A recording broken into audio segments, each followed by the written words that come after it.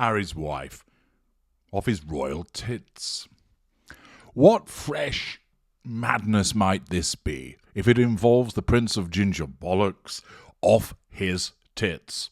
Has he been popping the molly? Has he been getting spliffed up? Maybe he's gone on a coke rage, snorting the devil's dandruff, causing him to become aggressive, randy, and with a devil-may-care attitude. What has caused Harry to be off his tits? Well, your mind would probably, and fairly, go to the issue of recreational pharmaceuticals. However, I'm here to tell you you're wrong. Instead, this comes from a source which might surprise you somewhat. The London Review of Books. Yes. What is that? I hear some of you cry. Well, as ever, the Ultra is here to educate you. The London Review of Books is a British literary magazine published twice monthly that features articles and essays on fiction and non-fiction subjects, which are usually structured as book reviews. It was founded in 1979, when publication of the Times Literary Supplement was suspended during the year-long lockout at the Times. Its founding editors were Carl Miller, then Professor of English at University College London, Mary Kay Wilmers, formerly an editor at the Times Literary Supplement, and Susanna Clapp, a former editor at Jonathan Cape. That's a publishing house, if you didn't know. For its first 6 months, it appeared as an insert in the New York Review of Books. It became an independent publication in May 1980. Its political stance has been described by Alan Bennett, a prominent contributor, as consistently radical. Unlike the Times Literary Supplement, the majority of the articles the LRB publishes, usually 15 per issue, are long essays. Some articles in each issue are not based on books, while several short articles discuss film or exhibitions. Political and social essays are frequent. The magazine is headquartered in Bloomsbury, London. It's entertaining, rarely boring, and provides you with some contributors who are excellent writers, observers, political commentators, and so forth. It's considered quite the read by many individuals and has a long list of interesting contributors, which you can look up yourself if you're so interested. And the reason I make mention of this is that the London Review of Books has its review of Spare. And I thought it'd be worthwhile sharing that with you, not only in terms of seeing what an erudite publication has to say about it, but also where that might leave Harry and Harry's wife. It's entitled Off His Royal Tits, written by Andrew O'Hagan, and with that headline alone, that gives you a bit of a sense of where Mr. O'Hagan might be going with this. So I'd encourage you to settle back, ensure that your relevant listening material device is placed firmly on, in, or around your ears, and away we go. Penguins are super parents. When the female provides dinner, she doesn't just reach for the pesto, but launches herself into the treacherous icy depths, returning with a stomach full of half-digested fish to be spewed down the gullet of her needy chick, his fluffy eminence, who is then installed in a creche so protective it makes the average nursery look like the workhouse in Oliver Twist. Yet, even for penguins, rejection comes. After the winter huddling and the pre-fledged commutes, the deep dives and the exhausting feeds, the mother will waddle off across the tundra, never to be seen by her children again. Abandonment, we understand, is not the deranging catastrophe that wrecks the child's system of trust, but the crowning achievement of good parenting. Humans tend to take the whole waddling away thing quite badly. When a child feels abandoned, D.W. Winnicott writes in The Child, the Family, and the Outside World, he becomes unable to play and unable to be affectionate or to accept affection. Along with this, as is well known, there can be compulsive erotic activities. The stealing of deprived children who are recovering can be said to be part of the search for the transitional object, which had been lost through the death or fading of the internalized version of the mother.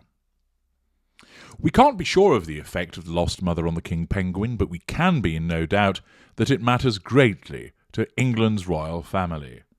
In his essay, The Place of the Monarchy, Winnicott helps us gain traction on the problem. It is the personal inner psychic reality that the thing is destroyed, he writes, and later, whereas a monarchy can be founded on 1,000 years of history, it could be destroyed in a day. It could be destroyed by false theory or by irresponsible journalism. It could be laughed out of existence by those who only see a fairy story or who see a ballet or a play when really they are looking at an aspect of life itself. Prince Harry's mother died when he was 12 years old, and his search for the transitional object has been messed up ever since. In Tom Bradby's interview with him for ITV, after Harry describes the crash in Paris, he immediately speaks of not wanting the same thing to happen to his wife.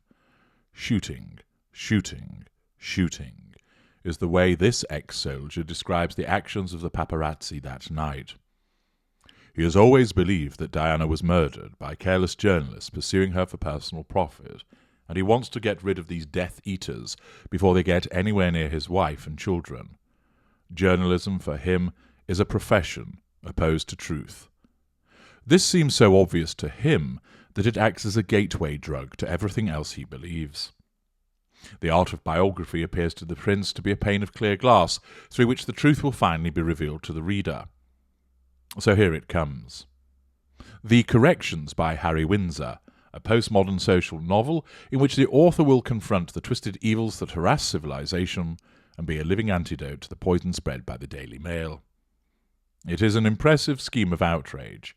Harry's Truth is a cartoon strip of saucy entertainments and shouty jeremiads masquerading as a critique of the establishment, and it simply couldn't be more riveting. His Truth, My Truth, is much better written than the Mail, though goodling in the same sad bogs on the same dark heaths of human experience. Really funny, though. We find him losing his virginity to a horsey woman round the back of a pub. We find him staying up half the night at Eton smoking smuggled-in weed. One time he takes acid and is so off his royal tits he thinks he's having a chat with a toilet seat. Another time his cock nearly drops off at the South Pole when it gets frostbitten. He gets decked by his brother and falls onto a dog bowl, but doesn't punch back. Truth is everywhere. Truth is relentless. Truth is a noisy neighbour who just swallowed 4 disco biscuits and dragged his sound system into the garden for a bit of a social. What's not to like? In a world of royal enchantment, competitive PR, national myth-making and pure lies, the truth, if played loud enough, can seem like a human right eclipsing all others. And Harry has worked himself up to the point where truth is life and life is truth. He's been in California for a while. He'll get over it when the tax bill arrives. The mantra comes towards you waving glow sticks. Harry will allow no contradiction and no variance. Recollections may vary, the late Queen said, and only when his wider family shows that it deeply appreciates the truth of what he's gone through will reconciliation be possible. Harry says, in his Monty Shit Show meets TikTok kind of way, that forgiveness is 100% a possibility, and that he's open to helping the royal family understand its own unconscious bias. It must be quite annoying if you're them. You don't have to be Baudrillard to feel that Harry's idea of the truth is simplistic, and he becomes a bit of a fundamentalist. Anything that isn't my truth is automatically part of the big lie. Harry has set out to convince the world that his family are professional liars, with 1 or 2 saving graces, such as heavenly anointment, and he's not wrong. Diana died in the full glare of the cameras, and Harry and his brother were forced to mourn her in that same light, an experience believed in the popular mind to be something that would bind them together forever. It actually served to cast them out of each other's sphere as they searched separately for their mother. Their father, a cultured adult man in a permanent fetal crouch, couldn't comfort them or share their feelings or join them in trying to alter the future. Pa and I mostly coexisted. He had trouble communicating, trouble listening, trouble being intimate face to face. On occasion, after a long multi-course dinner, I'd walk upstairs and find a letter on my pillow. The letter would say how proud he was of me for something I'd done or accomplished. I'd smile, place it under my pillow, but I often wonder why he hadn't said this moments ago while seated directly across from me. Pa confessed around this time that he'd been persecuted as a boy. I remember him murmuring ominously, "I nearly didn't survive." How had he? Head down, clutching his teddy bear, which he still owned years later. Teddy went everywhere with Pa. In this fierce toboggan ride of a book, Harry never says that his mother is dead, only that she has disappeared. Photographs, images, pieces in the press, the proofs of his and his family's specialness are what obsess him and drive him into the spiral of confusion as he fights for control of his life. I would say right off that when a mother dies so publicly and so violently, the fight is likely to be with the sibling. Nobody actually shares their parent. That's just an illusion. And even the healthiest of brothers are parrying with wooden swords. Each child wants to go back, fighting off all monsters, all observers and opportunists, all lovers and all brothers, to be alone with her again. There has never been a book like this, with its parcelling out of epic one-sided truths. Most royal biographies, even the lively ones, his mother's, his father's, poor old Crawfey's, were made airless by vapid writing, spurious genuflections before royal protocol, cringing vanity masquerading as public service. Harry does much less of that. He goes in for a Las Vegas treatment of the royal problem, with multiple sets, many costumes, and guest appearances by everyone from Carl Jung to Elton John. There are overshadowed war experiences, bouts of snotty complaining, daddy issues, mummy issues, brother issues, bedroom-sized issues, whose palace is it anyway issues, arguments about tiaras, Kate Middleton issues, and Todger nearly dropping off in Harley Street issues. Harry notorises his peas, his poos, his sweat, and his bonks. He reveals the duff present his Auntie Margaret gave him for Christmas. I was conversant with the general contours of her sad life. He calls his brother bold. He has trouble showing affection without it being excessive. He hugs his therapist after one session, FedExing the transference before session 3, and barely introduces a person into the narrative before shortening their name and making them a legend. So we have Chels, Cress, Huge, and other colourfully abbreviated lives. Harry wants to love. He wants purpose. He's nobody's spare. He can never say it out loud, neither could his Aunt Margaret, but he's pissed off about being number 2, and he takes all the unfairness and makes a Molotov cocktail of it. Take that, Camilla. Take that, courtiers and royal correspondents. Take that, Pa, from your darling boy. You can't help agreeing with him half the time. The other half is spent worrying how he'll ever make it through his life, as he mistakes his need to end his pain with the need for a global reset. Prince Harry has never read a book in his life, so his ghostwriter, J.R. Muringer, invites a round of applause every time he goes all Sartre or Faulkner. The latter provides this volume's epigraph. The past is never dead. It's not even past, which Harry reveals he found on some brainy quote site on the web. Who the fook is Faulkner, and how's he related to us Windsors? It is quite thrilling. Harry is an existentialist philosopher, and I was especially pleased with his Heidegger-like handling of the principal problems of time. Could there really be nothing after this? The homework shy scrum half-rights? Does consciousness, like time, have a stop? Such thoughts bring him closer to his mother. Thinking Harry is now surrounded by the post-colonial writers we saw on his Netflix series, who are pushing him to enact his fantasy of being a standard-bearer for reformed racist-turned-brand ambassadors for what is right, what is fair, and being really sorry about the past. He has every right to be angry. People have been falling over themselves to say what a decent cove the king is. But what father, despite a lifetime of kowtowing to his own reality-strapped, unfeeling parents, would tell his 12-year-old in the middle of the night that his mother was dead, then leave him on his own in the bedroom until morning? What sort of father would make his boys march behind their mother's coffin surrounded by people holding up cameras? Harry might live in a universe of grievances, but none of his family seems able to hug him, to placate him, to come to his side when the press is especially vile, and the combination of these things has been explosive. The Queen stuck to tradition. She wouldn't let William wear his army uniform on his wedding day.